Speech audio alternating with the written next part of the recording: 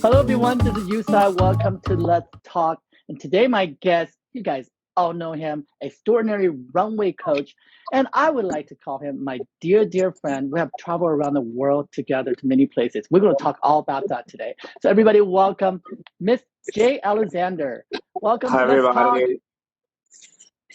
What are Well, we talking about today? well, Fashion, food, friendship, a little current events. I mean, it's important. well, And I think all of it's the it. I summer. think Gay Pride is here. happy gay Um, pride, everyone. Happy Pride 2020. And am I sitting in the right spot? Am I sitting here? Is the lighting You okay? I look mean, gorgeous. I would check if you're not well, gorgeous.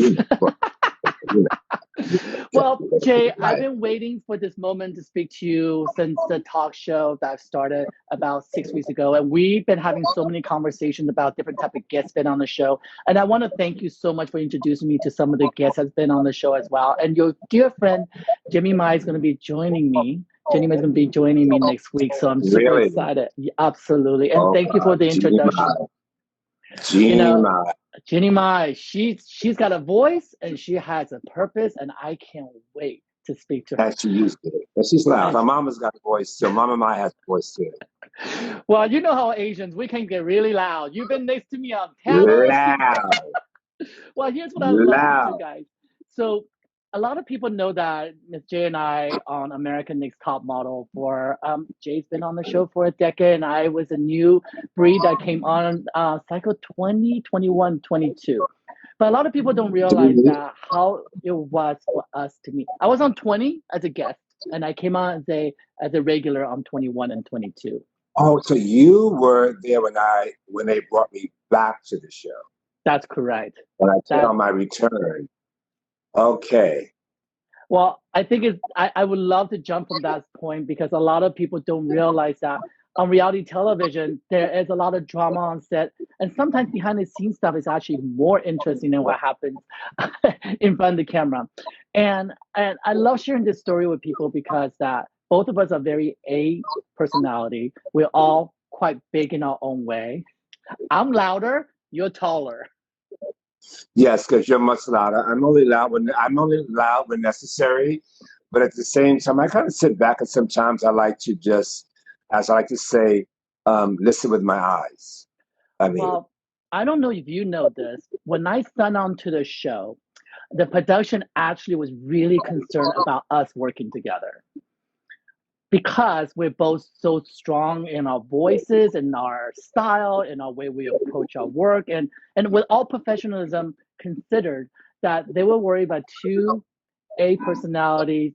I would say with double and triple A personalities getting together on okay. set.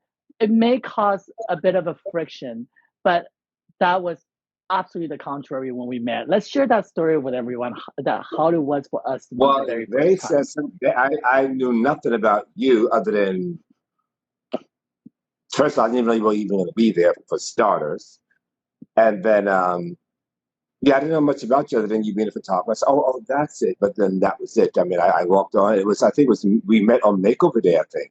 And it's interesting what you just said. The production actually did not introduce us before the show started. We didn't even No, know each other is going to be in the same scene. It was quite interesting. It was all very surprising for us. But by the makeover episode, I've been on for about 3 episodes already because makeover is out episode 3 or 4. right. And when I saw my call sheet, and if they don't list other people, they just give your own schedule to show up. And when I show up, I remember getting out of my I didn't have a trailer. It wasn't a trailer. It was just my SUV. And I got these whispers going, "Did you know Miss J's gonna be on set? You side, are you ready for Miss J?" People were like these whispers, like they were afraid of you. What I don't know why. I mean, you listen. My whole thing is, and it's something I try to remember, which is don't judge my story or your story by the chapter you walked in on. Mm. Let's create our own chapter. And That's how I look at it. that And I remember you came up to me and said, "Hi, Yu Tsai," and I said, "Hi, how are you?" And then we sat there and we just started talking, just like that. And then I remember Corey came over, who I had not met. who was on the show, I think, before, who knew you, I believe. I think Corey knew you. And he came beside you, and he spoke to me, and the admiration and blah blah. And then that's how it's been. And then from that moment on, I had keys and the code to your house. I mean, so And that is the truth. From that moment when we met for the very first time, I found my balance on the show because I was definitely brought on to stir some pot up. I was definitely brought on to be the loud, to be the extra on the show to create some noise from previous season. And as well, reality show goes, as you know, it's all in the editing and so forth. But that was definitely the personality that we were embracing. And when I met you, what I saw the very first time was that, oh my gosh, I can be as loud as I want, and Miss J can be as loud as he wants in his style, and both of us together made it such an amazing complementary pair on screen. And we started getting paired up to be doing the introductions together, and yeah. it became a show of its own. I thought it was quite funny. Yeah, I mean, whatever they have on a cutting room floor is probably the entire maybe 2 seasons of something. And But the thing is, I mean, I just kind of go with the energy and the spirit in the room, spur of the moment, what's on my mind is usually on my tongue. Sometimes things can be misconstrued as being mean and not nice. When I don't wake up in the morning and decide I'm going to go to work and I'd be nice to you, I just kind of let you have your thing, have your moment. If you think cutting me off, to get more airtime is fine as me. I mean, my presence alone says enough. And I think that also helped when I was working on another TV show in China and for a couple of seasons. And I thought I've got to get Yu Tsai on this show. He'll be perfect. And which was really odd, they weren't familiar with you necessarily either, and they weren't sure if you even spoke Chinese. well, that was an interesting departure because what happened was that once we had this relationship working together, and that's before you went to Asia, we actually went to Korea together for the Yes. Right. we did Cycle 21 abroad in South Korea. And just so those who are watching, behind the scene, Miss J and I were inseparable. Literally, I think we only needed one trailer or one makeup room. I think you were in mine, I was in yours, and we're always eating together. Right. And we were inseparable because we shared this common bond of love of models.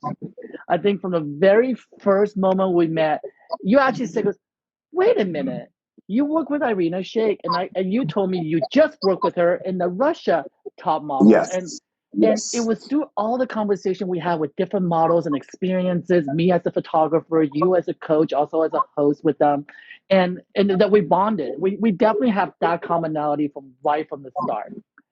And Because it hadn't connected. It hadn't connected until she was speaking, and it hit me. I was like, wait a minute.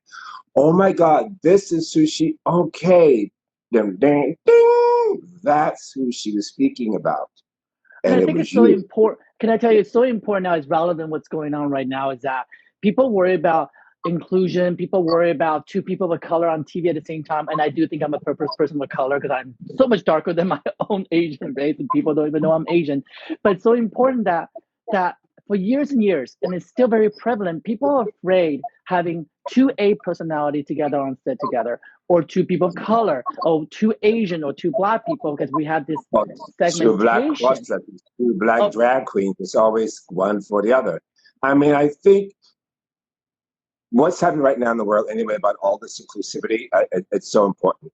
There's a whole generation out there that are marching for us now as a whole.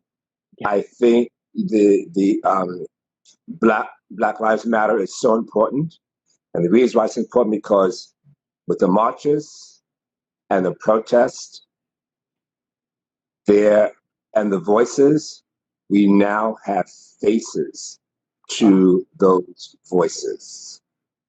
We now have faces to those voices, and those voices right now are louder than ever. And I commend them for getting out there and doing it. We do our part when we can. And I think sometimes we feel that just because you haven't directly having justice done to you, that you don't feel it, but I still feel as a Black person, as a Black man, I've never had any situation where I was stopped because I was Black or gay or attacked for dressing up, and I've been dressing up for years in the US, but I have experienced it in Paris, and I've experienced it in Ireland directly. You kind of go, oh, you get it. And like I say that knowingly, here I haven't experienced any of that knowingly to my knowledge.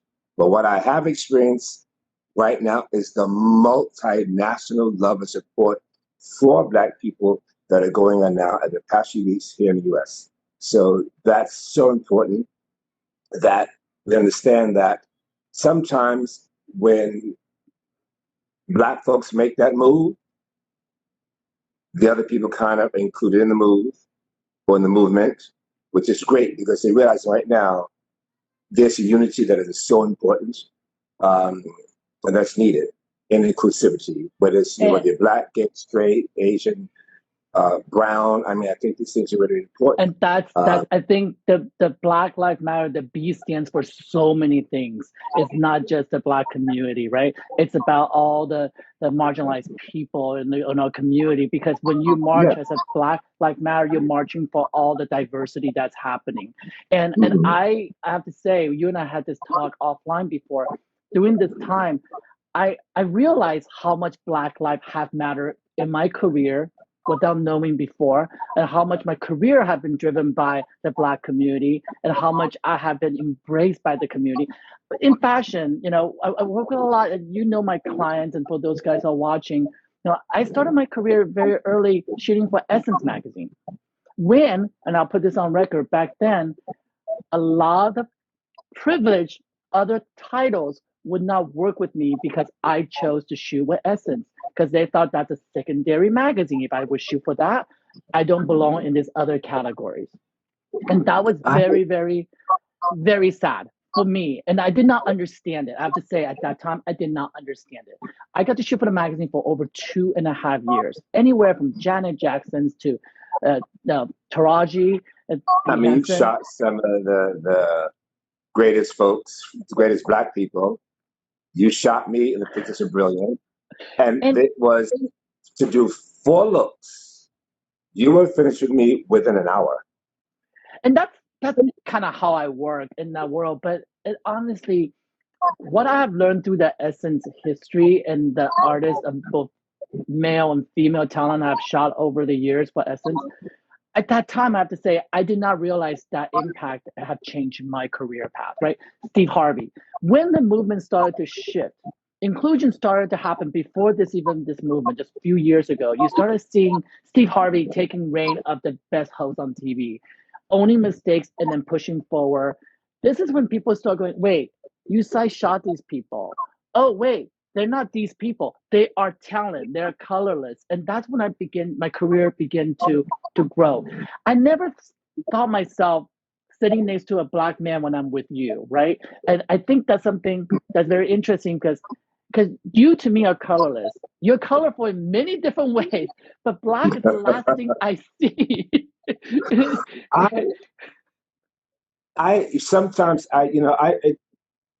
Because I was living in such my own world and being authentically myself from the very beginning.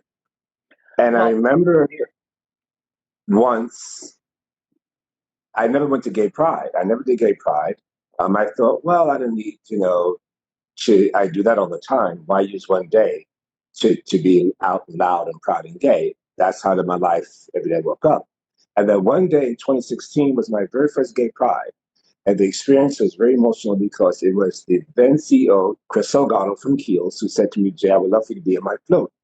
And I said, what do you want me to do? He said, just be present. I don't think you realize the presence that you have. And I don't see I just kind of just do my thing. And I've always been that person. And then when I got on the float and we came down Fifth Avenue, once we got to Chelsea, and I saw a lot of the young gay teenagers, I began to call them queenagers, screaming, yelling, Miss J, Miss J, we love Miss J. And then I remember the emotion that hit me. And it was then that I realized the impact that I had on the younger generation, just being myself, just being me. In my head, I thought I had to do something really out there and in your face to make a difference. And Chris Salgado pulled me aside and said, you don't realize the difference that you're making just being yourself, Jay. We don't see gays. So they said, I look at gay people, straight people, when I hear them speak about you, I watch reaction to you, and you're just this Jay. There's no color, there's no sex attached to you, just who you are. And that is important. And then you realize what it is and how much you need to be on. I've been doing a lot of messages for Gay Pride for different cities, asking me to give messages for their Gay Pride. Just something for HMI last week. And, there's a lot of things that we need to do in life just to keep everybody enlightened and moving forward. A lot of times you think it needs to be so big and monumental when it can just be the simplest thing. But it's incredible that you realize that, because so little you have to do to have resounding voice for people who are watching. And I personally got to see that when we landed in South Korea. I was a newbie. The show the show hasn't aired yet, so nobody even know who Yu Tsai was in the television world. In the photography world, yes, but in the television world, they probably thought I was a PA, assistant on set. And when I saw you were like a K-pop star when you landed in Asia, and for you guys who are listening, this is what's crazy. Only reason I even start beginning to have a moment in career in Asia, it took Miss J to introduce me to the Asian culture, because they didn't even think I was Asian, because I guess I don't have the stereotype. And my accent is so weird because it's so convoluted from different areas I've traveled that nobody could tell I'm either Chinese, Taiwanese, Korean. If I'm in Thailand, people think I'm Filipino. When I'm in Taiwan, they say I'm Thai. And when I'm, or Vietnamese, it never. Think that he got black. Some people think that he got black blood in him too. And I wish, because then I'll have better attitude and more swagger. Some folks be saying, "Is he?" I said, "Child, I don't know. I didn't do the DNA test with him and his family. I have no idea. They all think you're really good looking. They all think you're hot. They all think you're sexy. So that But that moment I think is important to know, because so important during this time, and I have a little teary eyes, sorry, because I do this time, it got me realize how important our friendship is.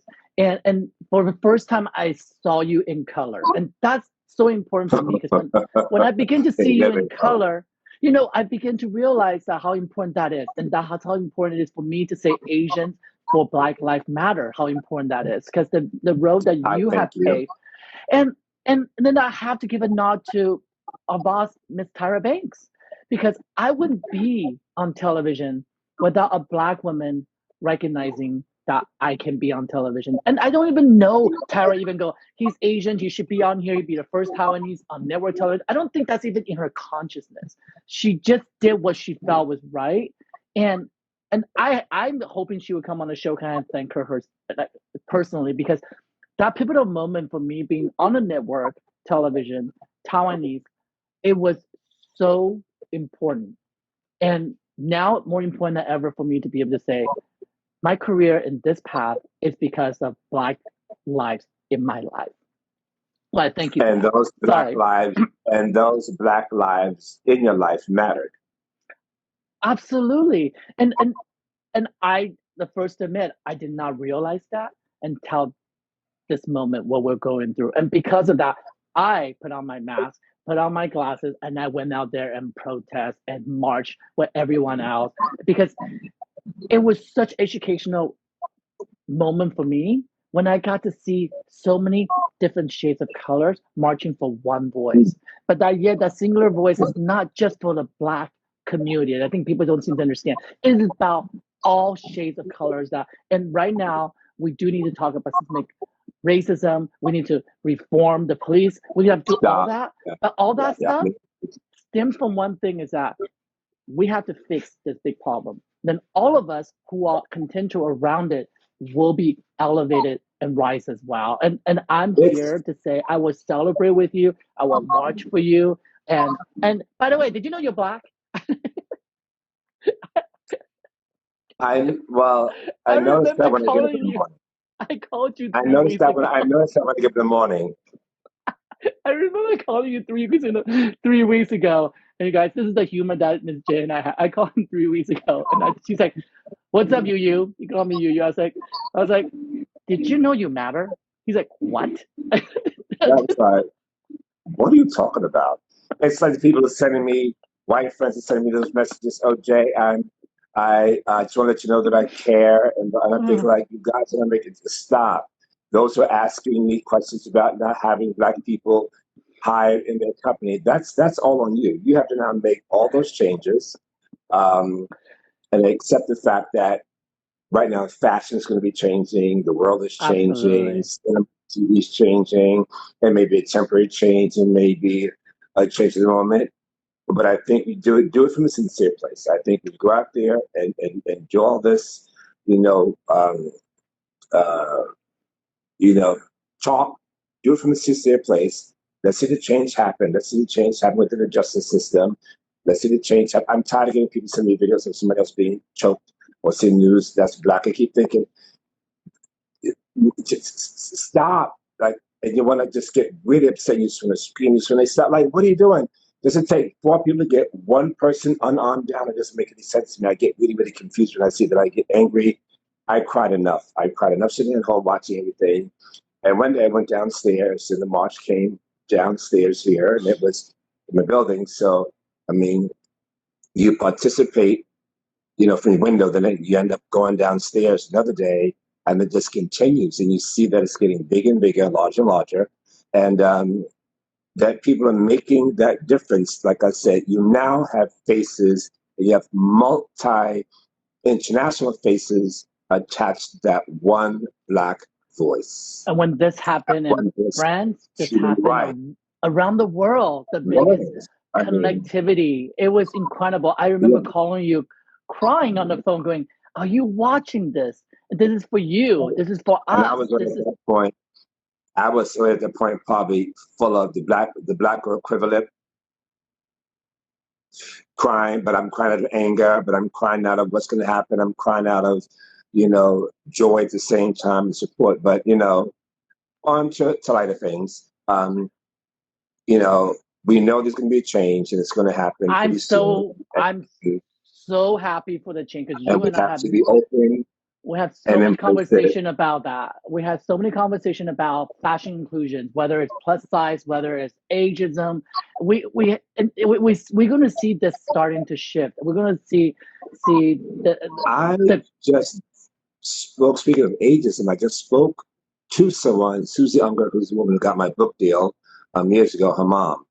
And she wants me to do something with her for ageism as well. And as I said, protest creates change. So keep on marching. A change is going to come. You know, power to the people. Black lives will matter. And in the end, all lives matter. And let's support the change. Let's see and support the change as best we can. well, Now, absolutely. not I, tomorrow, now. And I'm hoping that people seem to be a little more understanding on what we have. Like I said, I may not have never been knowingly anything racist against me, knowingly here in the US, but I still walk out of my house still when I see a police car or something, and not just in the past 3 months or whatever. I've always been that way. I just kind of get a little bit tense that they could do something. And I can plan how I would react before leaving my home, but I really don't know how I would react when it actually happens, you know? And I know I responded to it when it happened to me in France on 1, 2, 3 occasion, Ireland once. I remember how I responded, but like, okay, because I know me, my hair trigger is so quick, oh and yeah. you know me, you saw I will punch in your throat in a minute. You know I would. I keep telling folks, don't let those panties and high heels and smoke titles get you. Miss J will fight you in a minute, and I'll be very quick. So I'm teaching myself, to over the past several years, just to kind of swallow it and go with the voice and speak and try to bring calmness to the situation if I can.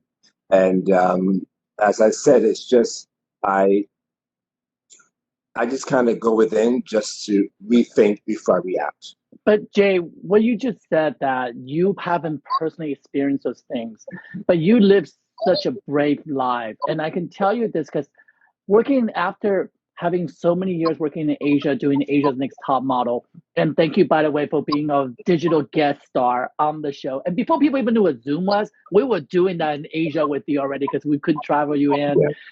With And gold eyebrows. but the people in Asia love you so much.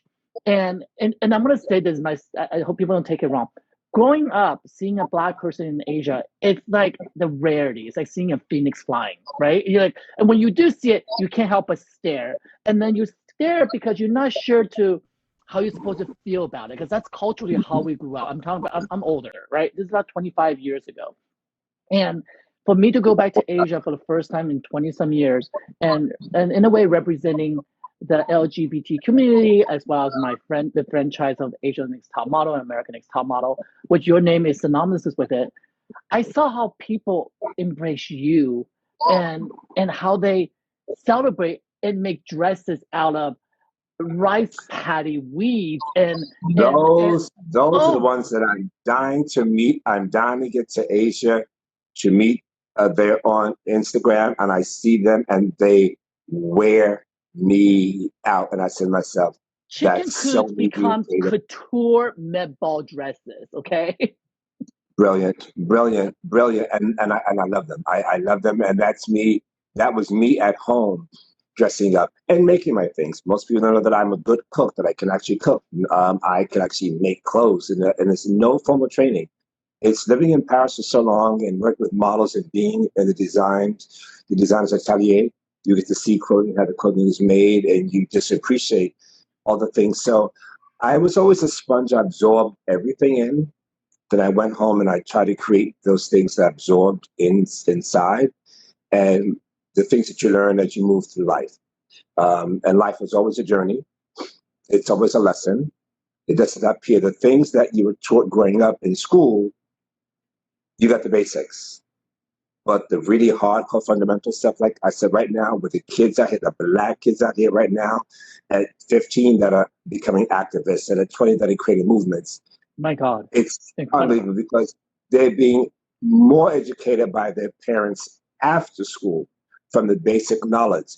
And I remember just walking through saying, here, my mother having a conversation once, and the conversation was simply this. Um, you cherish your black skin because you have that forever. There's nothing you can do about it. And my grandmother taught me, have respect and manners because manners will carry you, money cannot. And there's a few people that taught me things. My old boss taught me a lesson about asking questions. After I made a very big, serious mistake at work one day at Bergdorf Goodman. And she said, you appear to be smarter by asking questions than not asking them at all.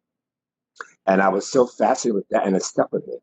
The things that are important that people taught me, even Imelda Marcos, sitting with her at dinner in Manila, who said to me, people like you have to be careful. I'm looking like she's crazy. She says, no, because you have such a presence when you walk into a room, you can absorb the air. And she said, I watched you on TV. She said, remember, it's hard to be hated, but harder to be envied. Absolutely. But I have a question for you, Jay. I know that we hear a lot of stories out there right now with African American Black people being treated in a way that they need to be educated. Their parents actually educate them how they should be when they leave their home, right? And the Yes. education for the Black community is completely different. Did your mom ever sit you down and have that conversation with you? My mother, Miss Mary Elizabeth Cohen Jenkins, her conversation was basically this exact words: if a motherfucker hit you, hit him back. That's, Your mother's a badass. don't bring your black ass, don't bring your black ass up, don't bring your black ass up there crying. Oh my goodness. And my mother also said, just have respect for people, answer questions. And if you see something that is incorrect, get to a safe place and say it's incorrect. If you see it, if you see a crowd coming with stakes and bottles and chains, it's okay to walk the opposite way. You Mm, can't fight all those people off. If mm, they get you, back yourself up against the wall. Don't let me get behind you.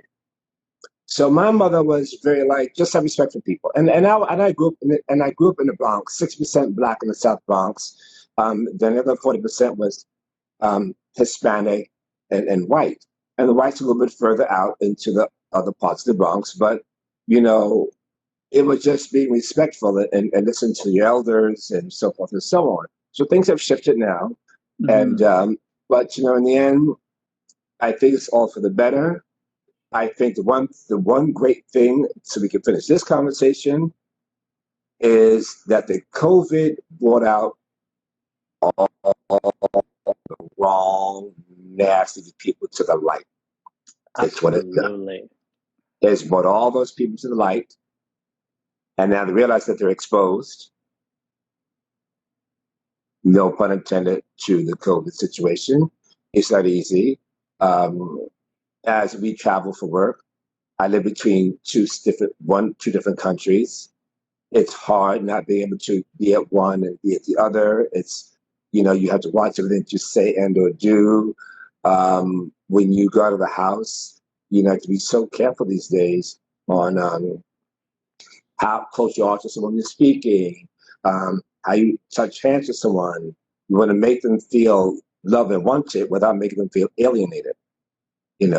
We felt alienation for so many years. And like I said, for me, as a black man, I don't want a handout or hand up. I just want a fair shake. Well said. And well yeah, said. that's all.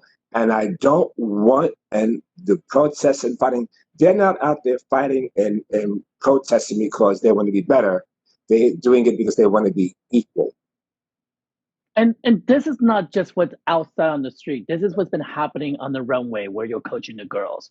You seeing the evolutionary process. I got to see it from a photographer perspective where when I hit the scene 15 years ago, wow, that I didn't see a single Asian model on the runway. There was none. No. And they were listed in Paris, Yu Tsai. They were listed in Right. Paris, and for the fans who are listening and watching, they were listed in Paris and an envy on it for no blacks.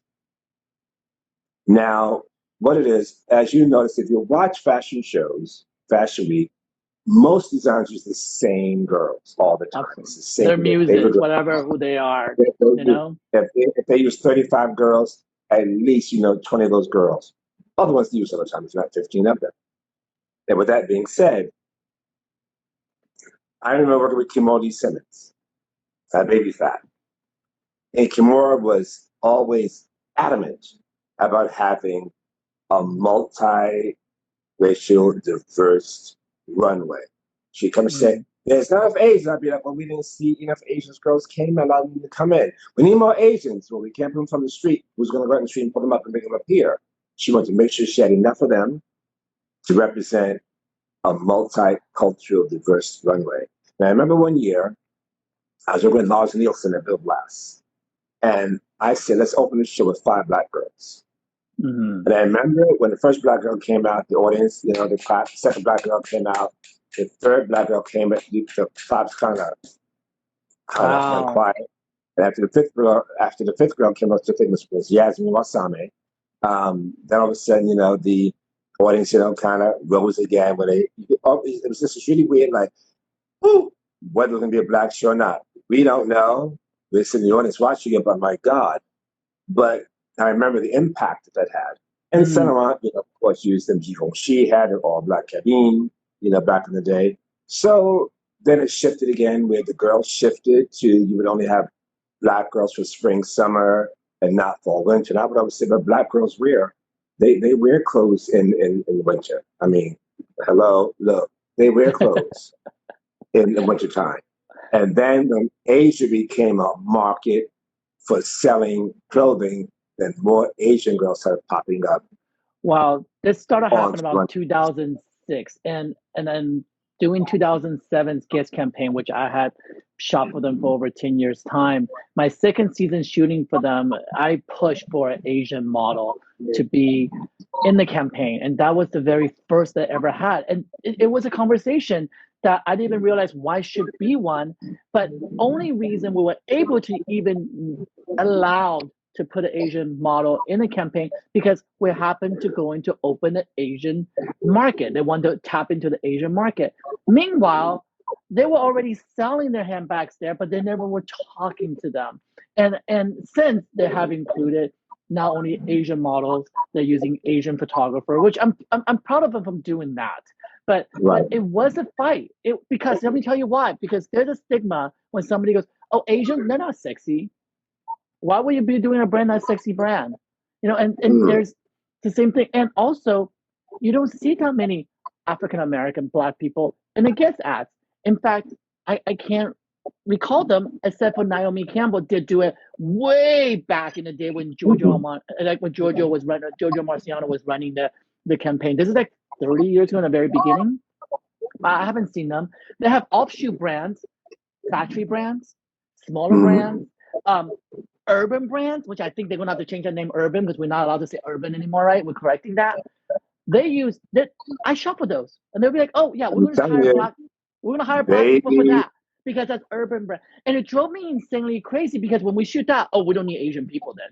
What I don't understand the segmentation of language instead of inclusion of language. And I can say there are brands who actually understand. Sports Illustrated from the start when I worked with them to now, MJ Data Editor in Chief, embrace diversity. I mean, look, Tyra Banks on the cover twice, and that just tells you who's behind schedule, who's not being. I don't even know why we need to have this conversation at all with brands.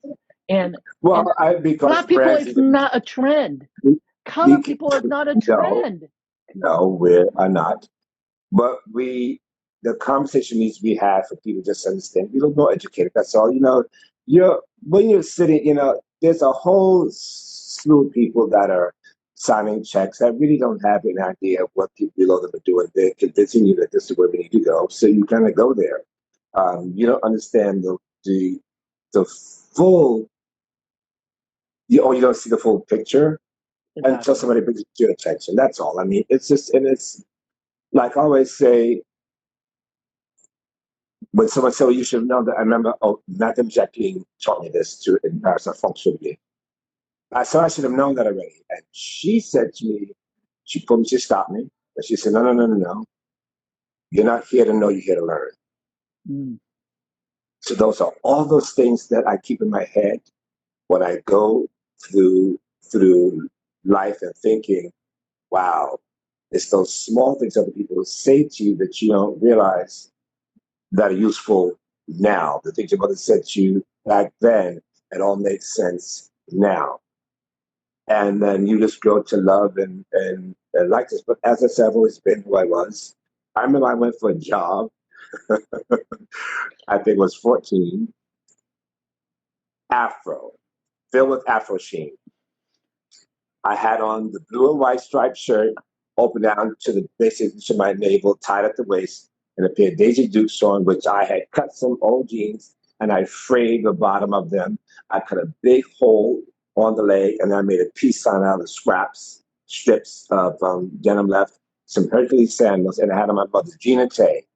And I went down with my neighbor, Jennifer Brown, to go down to the Fresh Air Fund for a job. And that would be one thing that I can say now is where I was, my sexuality came into the conversation. But I didn't know it then. When I applied for the job as a junior camp counselor, 8 days later, Jennifer 8 days later, Jennifer got the call back to come in. And I said, "They didn't call me." And she says, "No." And I said, "They didn't call me up for the job." So she says, "I'll find out." So she said that they said to her, one of the advisors or whatever there at the head counselors thought that he said they thought that your friend maybe was gay, and they didn't know if the parents would be comfortable with it. And I said to her, "Thought I was, but I am gay." I mean, hello, Daisy Dukes, big afro, Hercules sandals. But you were way ahead of your time. You were breaking a glass ceiling before they built a greenhouse above you.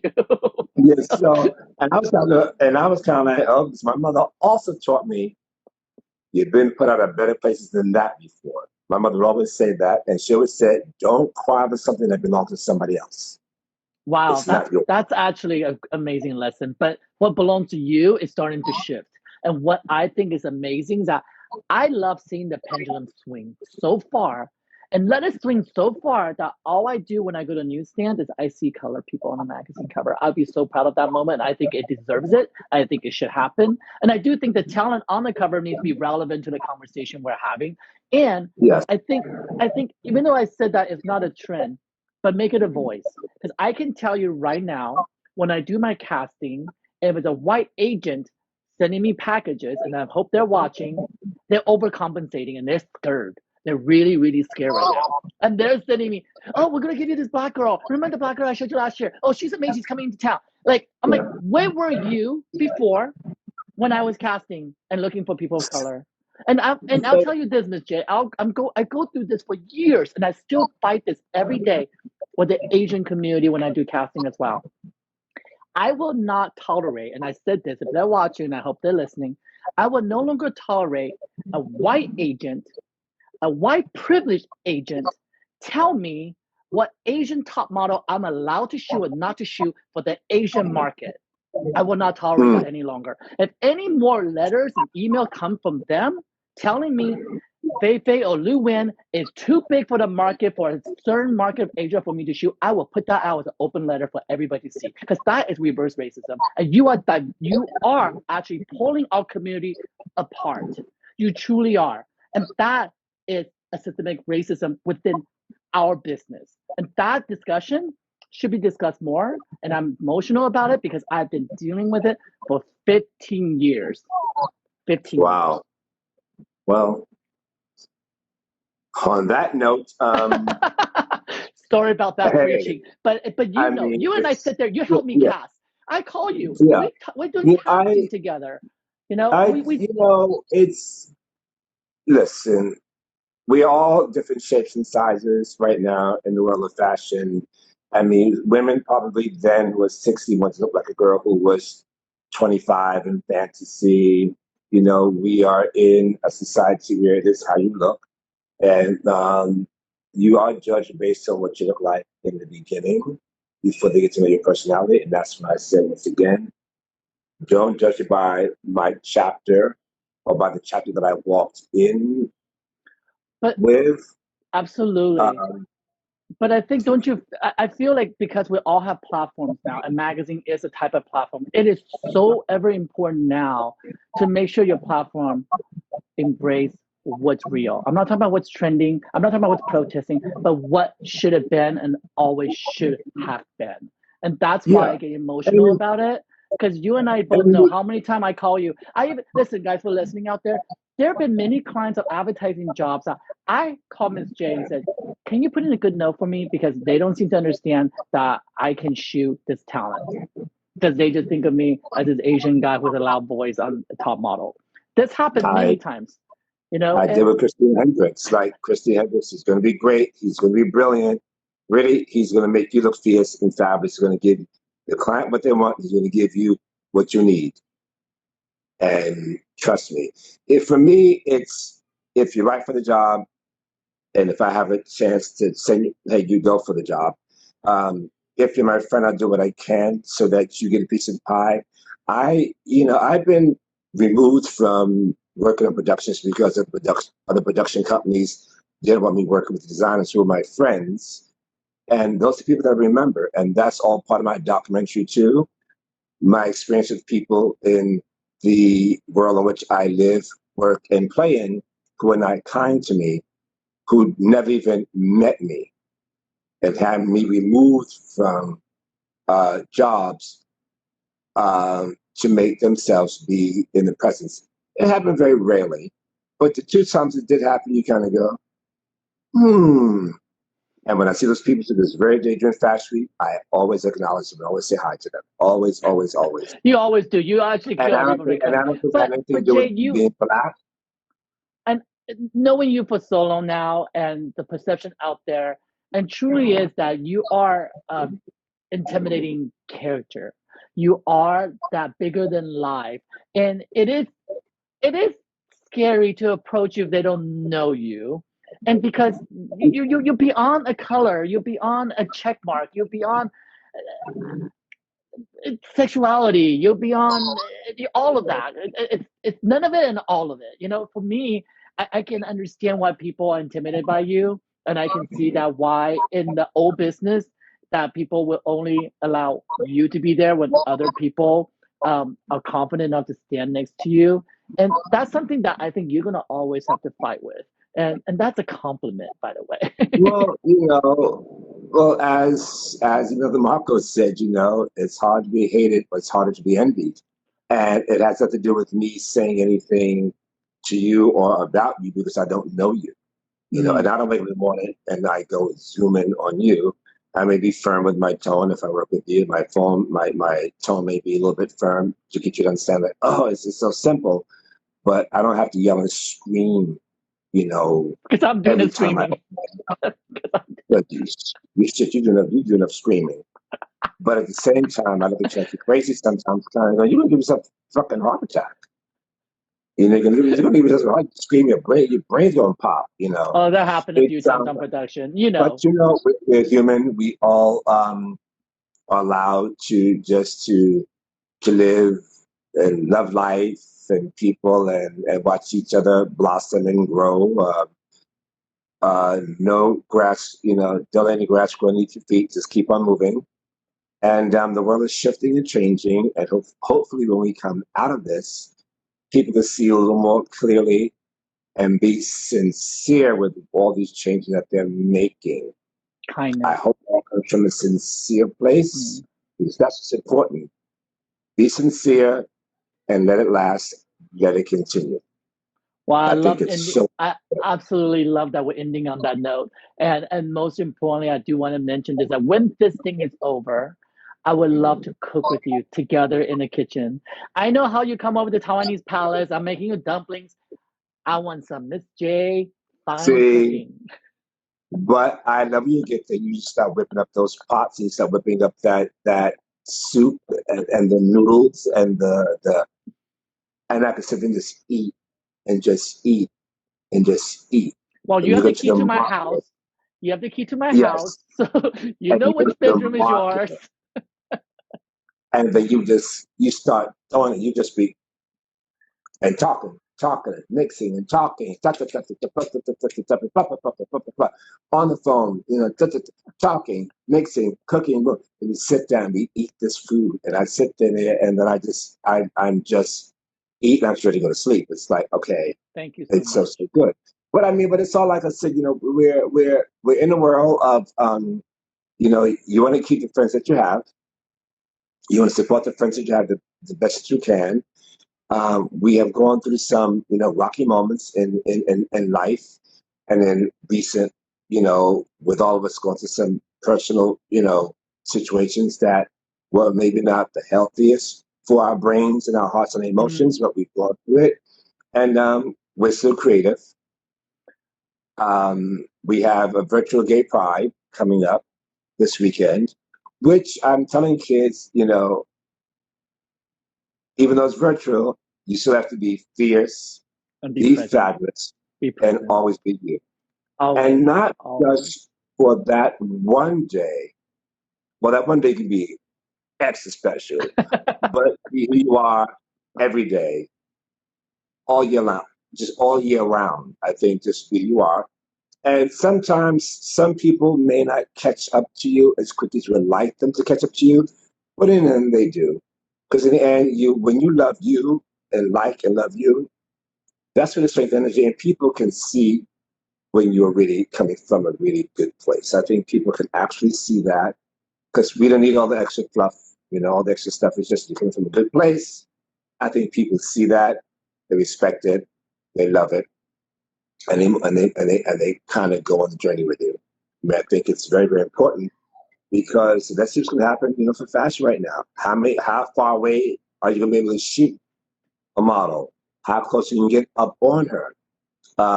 What new talent comes out of this whole pandemic will be really quite interesting because now thinking you've had 3 months to play dress up, to play makeup at home, to do hair. Baby, what comes out of this is going to be really, really interesting. You can get to play fashion editor. online. You can get to the fashion director online, art director. You can now be creative because you had 3 months indoors.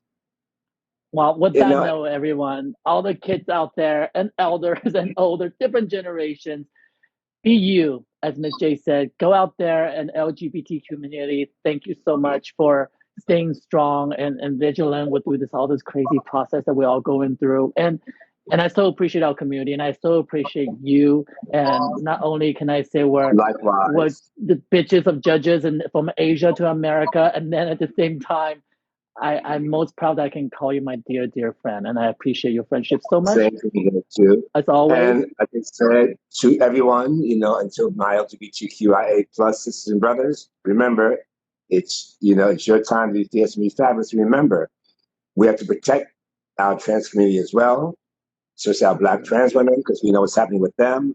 But don't be afraid to be who you are and go out there and get that job.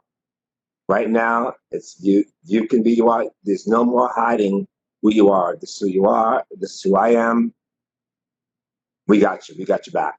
We got you. Well, thank you so much, Jay. And you know what? With this talk, I know that you and I can have more and more talks because there's a lot of things we didn't get to talk about. So I'm going to invite you back. We'll have more conversations. And next time, I will have the full Until next time.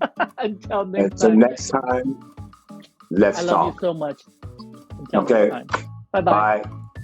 And that's a true friend, you guys. And Miss Jay and I really share an incredible bond together. All the journey traveling together throughout Asia.